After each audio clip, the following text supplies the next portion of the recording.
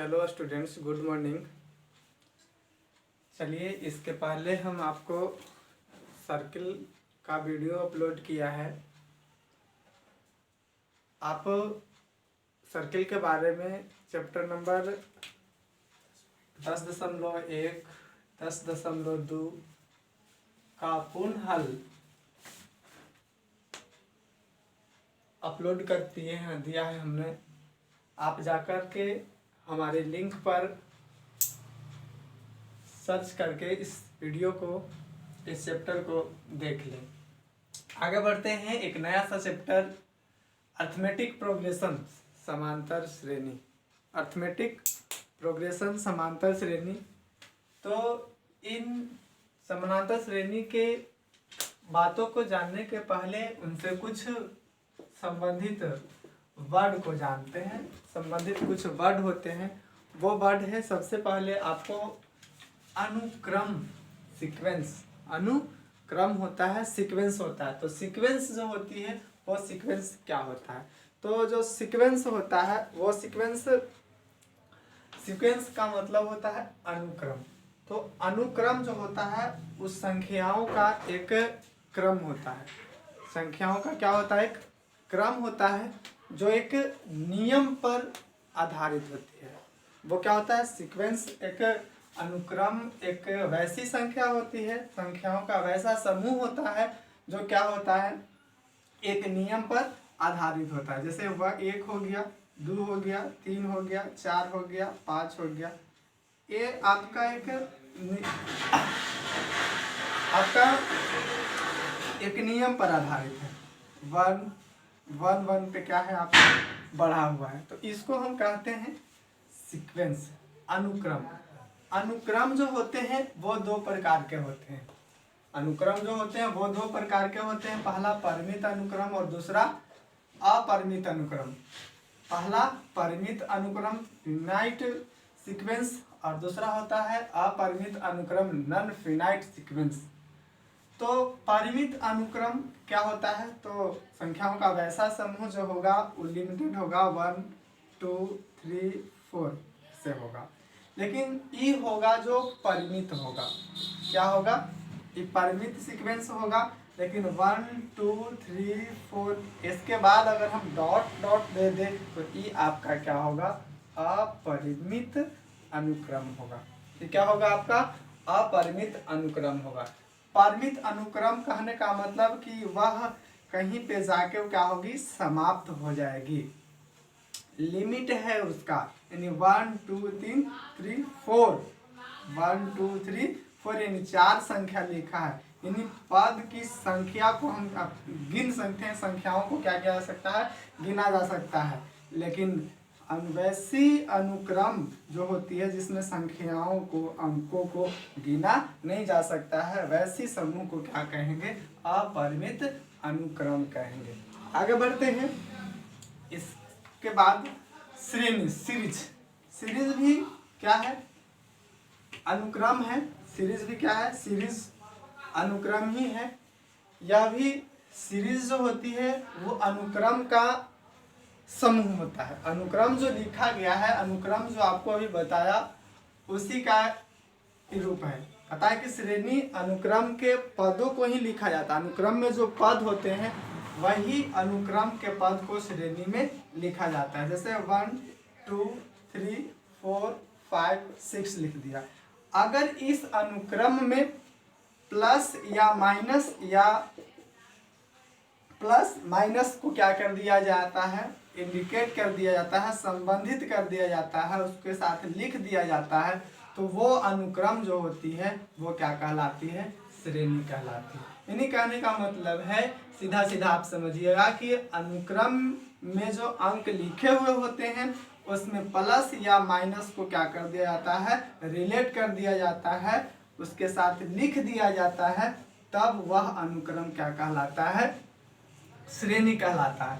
श्रेणी भी 2 तरह के होते हैं। श्रेणी भी कितने तरह के होते हैं? 2 तरह के होते हैं। ध्यान दीजिएगा, एक श्रेणी ए लिखा गया है और एक श्रेणी आपको ई। आपका इसके पहले अनुक्रम आपको बताया गया था जो उसकी संख्या को हम लोग गिन रहे थे वो परिमित अनुक्रम कहला रहा था, और जिसकी संख्या को नहीं गिन नहीं पा रहे थे वो अपरिमित अनुक्रम कहलाता। ठीक उसी प्रकार से क्या है, श्रेणी जो होगा उसकी में जो अनुक्रम में जो संख्याएं होगी उस संख्याओं को क्या करेंगे हम गिन सकते हैं, वही क्या कहलाएगा, फिनाइट श्रेणी कहलाएगा। और जब उसकी संख्याओं को हम गिन नहीं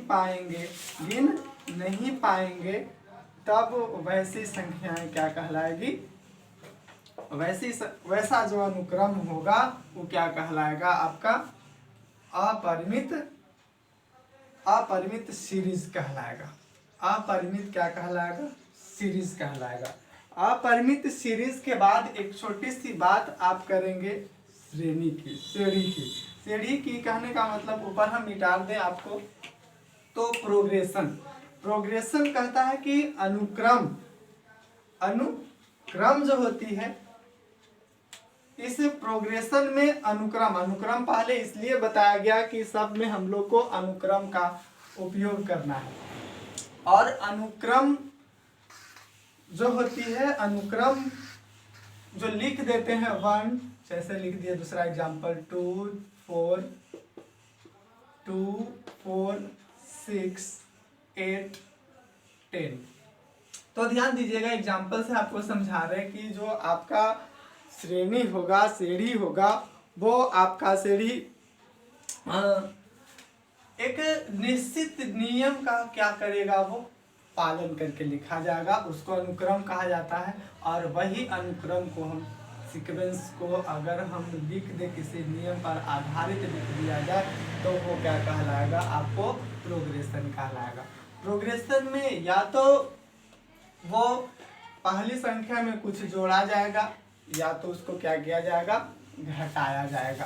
पहली संख्या, दूसरी संख्या, तीसरी संख्या, चौथी संख्या इस तरह से जब लिखी जा रही है तो उस संख्या में क्या किया जाता है, या तो जोड़ के आगे बढ़ता है या तो घट के आगे बढ़ेगा। समान संख्या तो उस तरह की जो अनुक्रम लिखी हुई होती है उस अनुक्रम को क्या कहते हैं, श्रेणी कहते हैं। श्रेणी जो होती है वो श्रेणी आपको 3 तरह की होती है, आपको 3 तरह का पढ़ना है श्रेणी। प्रोग्रेशन जो है आपको क्या पढ़ना है, 3 तरह की पढ़नी है। लेकिन आप 10th क्लास के स्टूडेंट से तो 10th क्लास में सिर्फ आपको एक पार्ट इसकी पढ़नी है, अर्थमेटिक प्रोग्रेशन जिसको कहेंगे। श्रेणी को 3 रूपों में बांटा गया, 3 भागों में बांटा गया है। पहला आपका अर्थमेटिक प्रोग्रेशन, दूसरा आपका ज्योमेट्रिक प्रोग्रेशन और तीसरा आपका हार्मोनिक प्रोग्रेशन। अर्थमेटिक प्रोग्रेशन को हिंदी में समांतर श्रेणी कहते हैं, ज्योमेट्रिक प्रोग्रेशन को हम लोग गुणोत्तर श्रेणी कहते हैं और हार्मोनिक प्रोग्रेशन को हम लोग क्या कहते हैं, हरात्मक श्रेणी कहते हैं। तो आइए बात करते हैं जो हम लोगों को पढ़ना है, अर्थमेटिक प्रोग्रेशन। तो अर्थमेटिक प्रोग्रेशन जो होती है, हम लिखा है शीर्षक अर्थमेटिक प्रोग्रेशन। तो अर्थमेटिक प्रोग्रेशन में हम लोग श्रेणी को लिखते हैं जो सीक्वेंस होता है। तो सीक्वेंस जैसे हम लोग 2 लिखा, 4 लिखा, 6 लिखा, 8 लिखा, 10 लिखा, ठीक है। तो ये जो आपका जो सीक्वेंस लिखा गया है, कहता है कि वैसा अनुक्रम क्या हो, वैसा अनुक्रम जिसमें क्या हो, समान रूप से वो एक समान रूप से क्या हो, बढ़े या तो वो घटे। सभी अगला जो संख्या जो लिखा जाएगा उसमें समान रूप से वो क्या होगा, बढ़ेगा या तो घटेगा। तो यहाँ पे आप देखिए, अगली संख्या 2 बढ़ा है, फिर अगली संख्या 2 बढ़ा है, फिर अगली संख्या 2 बढ़ा है ना, फिर अगली संख्या क्या है, बढ़ा है। अगर इस तरह से आपको प्राप्त होगा, मान लिया कि 10 है, 8 है, 6 है, 4 है, 2 है, तो यहाँ पे आप ध्यान दीजिए, 10 के बाद -2 हुआ है, 8 के बाद -2 हुआ है, 6 के बाद फिर -2 हुआ है, 4 के बाद -2 हुआ है। अगर या तो उस संख्या अगला संख्या में समान संख्या क्या होती जाएगी, बढ़ती जाएगी, जोड़ती जाएगी, या तो समान संख्या अगला संख्या से क्या होते जाएगा, 2 कम होते, मतलब कि समान संख्या क्या होते जाएगा, कमते जाएगा। अगर इस तरह का अगर आपको मिलता है तो उसको हमको क्या कहेंगे, समांतर श्रेणी कहेंगे, अर्थमेटिक प्रोग्रेशन कहेंगे। इस अर्थमेटिक प्रोग्रेशन में कई वर्ड आएंगे। वर्ड क्या आएगा, पहला वर्ड आएगा टर्म का। क्या आएगा, टर्म। टर्म क्या मतलब होता है, पद। और दूसरा वर्ड आएगा कॉमन डिफरेंस का। क्या आएगा, कॉमन डिफरेंस का। कॉमन डिफरेंस का आएगा जिसको हम लोग कहते हैं सार्व अंतर कहते हैं। क्या कहते हैं, सार्व अंतर कहते हैं। तो अनुक्रम जो हम लोग लिखते हैं, सबसे पहली पॉइंट हमने बात की है अनुक्रम की।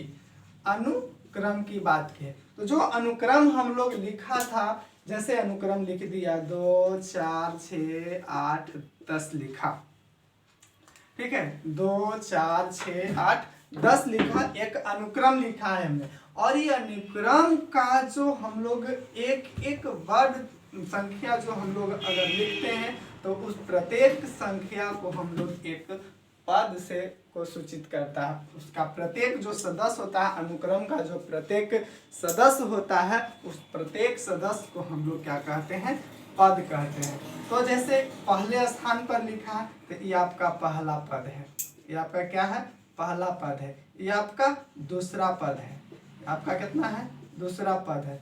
तीसरा पद हो गया, चौथा पद हो गया, पांचवा पद है। अब इसमें पूछा जाए कि इस सीरीज में जो अनुक्रम लिखा गया है, समांतर श्रेणी लिखा गया है, इस समांतर श्रेणी में पदों की संख्या कितनी है, तो 1 2 3 4 और 5। यानी इस समांतर श्रेणी में पदों की जो संख्या है वो कितनी है, आपको 5 है। तो ये है आपका, यानी कहने का मतलब कि अनुक्रम में जो भी आपका लिखा हुआ संख्या रहेगा वो सब संख्या पद को सूचित करता है, टर्म को सूचित करता है। तो समांतर श्रेणी के जो पद होते हैं उसको सूचित करते हैं। समांतर पॉइंट लिख लीजिएगा, समांतर श्रेणी के पद को T1 T2 T3 T4 T5 ... या हम लोग A1 A2 A3 A4 A5 से सूचित करते हैं। ध्यान दीजिएगा, मुख्य पॉइंट आपको बता रहे हैं। सूचित करते हैं, क्या करते हैं, सूचित करते हैं। कौन कौन से बाबू, समांतर श्रेणी के जो पद होते हैं वो T1 T2 T3 T4 और T5 से सूचित किया जाता है, या A1 A2 A3 A4 A5 से सूचित किया जाता है। सार्व अंतर, सार्व अंतर जिसको हमने कहा है कॉमन डिफरेंस। क्या कहा है, सार्व अंतर कहा है, जिसको हमने कहा है कॉमन डिफरेंस। तो जो कॉमन डिफरेंस कहने का मतलब कि जो अनुक्रम लिखा हुआ रहेगा उस अनुक्रम में सभी टर्म को क्या करेंगे, माइनस करेंगे। जो कॉमन सार्व अंतर माइनस करेंगे, क्या करेंगे, माइनस करेंगे। जो सार्व अंतर होगा कहने का मतलब कि अगला जो पद होगा उसको पहले पद में क्या करना है, माइनस करना है। अगला पद से जो होगा वो पहला पद क्या होगा, माइनस होगा, है ना। वो क्या कहलाएगा, सार्व अंतर कहलाएगा। कहने का मतलब सीधा सीधा अगर हम लोग लिखें तो T2 माइनस T1 बराबर T3 माइनस T2 बराबर T4 माइनस T3। तो यहाँ पे आप बात समझिएगा, सार्व अंतर अगर आपको निकालने के लिए कहे, पूछेगा कि समांतर दिए गए समांतर श्रेणी के सार्व अंतर कितने हैं। क्वेश्चन पूछी जाती है कि समांतर श्रेणी में सार्व अंतर कितना होगा। तो सार्व अंतर निकालने के लिए क्या करना है, जो आपका अगला पद होगा, अगला पद में से उसके पहले वाले पद को क्या कर देना है, घटा देना है। जैसे यहाँ पे इसका अगर निकाला जाए तो T2 में से T1 को घटाना है, या तो T3 में से T2 को घटा दीजिए, T4 में से T3 को घटा दीजिए, T5 में से T4 को घटा दीजिए। जैसे आपको ये क्वेश्चन हम लिखते हैं और उसमें आपको क्या पूछा जाएगा, उस बात पर ध्यान दीजिएगा। पूछा जाएगा, जैसे हम एग्जाम्पल लिया है 2, 4, 6, 8, 10 एपी में है। क्या है? एपी में है। क्या है? आपको एपी में है। तो इस एपी में है तो प्रथम पद, क्या? प्रथम पद तथा क्या ज्ञात करें? तथा सार्व अंतर ज्ञात करें। सार्व अंतर ज्ञात करें। सार्व अंतर ज्ञात करें। तो कुछ नहीं करना है, क्वेश्चन पर कुछ है नहीं। एपी में जब है, जब एपी में है तो हमारा जो पहला पद होता है, पहला पद जो सबसे पहले जो लिखा हुआ रहेगा वही प्रथम पद होता है। तो प्रथम पद जो होगा वो कितना होगा? 2 होगा। आपका आंसर हो गया, क्योंकि सबसे पहले 2 ही लिखा गया। सबसे पहले क्या लिखा गया? 2 ही लिखा गया। तो पहला पद हमारा क्या हो गया? 2 होगा। अब सार्व अंतर ज्ञात करने के लिए कहेगा, तो सार्व अंतर क्या होगा? ध्यान दीजिएगा, बहुत आसान सा क्वेश्चन है। सार्व अंतर अभी आपको बताए हैं कि बाद वाले पद में से उसके ठीक पहले वाले पद को क्या करना है? घटाना है। बाद वाले पद में से उसके ठीक पहले वाले पद को क्या करना है? घटाना है। यहां से भी आप घटाइएगा, तो 4 में से 2 घटाइएगा तो 2 आएगा। इसमें से अगर निकाल रहे हैं तो 6 में से 4 घटाइएगा तो 2 आएगा। 8 में से 6 घटाइएगा तो 2 ही आएगा। 10 में से 8 घटाइएगा तो 2 ही आएगा। तो ये जो मिल रहा है घटाने के बाद जो संख्या मिल रही है वही हमारा क्या है? सार्व अंतर है। समझ में आया होगा? हमें तो लगता है समझ में आ गया होगा कि सार्व अंतर कोई पूछेगा। बहुत ही एक ऑब्जेक्टिव क्वेश्चन इससे बनाती है, और बहुत बार इस क्वेश्चन को पूछा गया है। इस तरह का क्वेश्चन पूछा गया है कि प्रथम पद और सार्व अंतर ज्ञात करें। तो प्रथम पद आपको जो सबसे पहले जो दिखाई देगा वो आपका प्रथम पद होगा। सार्व अंतर ज्ञात करने के लिए क्या करना है? जो भी आपका सीक्वेंस दिया हुआ रहेगा, श्रेणी दिया हुआ रहेगा, उसमें क्या करना है? आपको पहले दूसरे पद में से पहले पद को क्या कर देना है? घटा देना है। घटाने के बाद जो आपका आएगा वही आपका क्या होगा? सार्व अंतर होगा। तो ये था आपका अर्थमेटिक प्रोग्रेशन। इस अर्थमेटिक प्रोग्रेशन में आगे हम लोग बढ़ते हैं, तो इसमें कुछ क्वेश्चन इस तरह से दिया हुआ रहता है कि पहला क्वेश्चन है कर देते कि Tn बराबर 3n+1, 3n+1, और कहता है कि इससे एक एपी तैयार करें। इससे एक एपी तैयार करें, एपी का निर्माण करें। एपी का निर्माण करें। क्या करें? निर्माण करें। तो आपको क्या करना है? कुछ नहीं करना है, ध्यान देना है। आप हमारी तरफ बोर्ड पर ध्यान दीजिए। क्या करेंगे हम लोग? निर्माण करें। एपी बनाने के लिए आपको क्या करना है? ध्यान दीजिएगा। यहाँ पे n है, n एक आपका होगा नेचुरल नंबर, यहाँ रिलेशन जोड़ता है n से। n आपका प्राकृत संख्या यहाँ पे रखना है आपको। तो n बराबर अगर 1 रखते हैं तो 3, n बराबर क्या रखेंगे? 1 रखते हैं। तो चूंकि Tn बराबर हमको 3, चूंकि हमको क्या मिल जाएगा? T1 मिल जाएगा। 3 × 1 + 1 होगा, तो T1 बराबर 3 + 1 होगा। तो T1 बराबर हमको क्या मिलेगा? 4 मिलेगा। n बराबर क्या होगा? 2 रख देते हैं। n बराबर क्या रखेंगे? 2 रखेंगे। तो क्या मिलेगा हमको? T2 मिलेगा। हाँ, T2 बराबर 3 × 2 + 1। T2 क्या होगा? 3 दूनी 6, 1 क्या होगा? 7 होगा। Tn बराबर अगर 3 रखते हो, n बराबर 3 रखते हो, तो ध्यान दीजिएगा T3 बराबर 3 × 3 + 1 बराबर कितना होगा? 3 3 9 1 10 होगा। आगे अगर हम लोग निकालना चाहें तो n बराबर अगर 4 रखते हैं तो T4 बराबर 3 × 4 + 1, 3 12 1 क्या होगा? 13 होगा। तो AP बराबर हम क्या लिखेंगे? AP बराबर आपको लिखना है T1 T2 T3 T4, T1 T2 T3 T4, सारी को निकाले हैं। ऐसे ही डॉट डॉट निकाल आगे भी निकाल सकते हैं।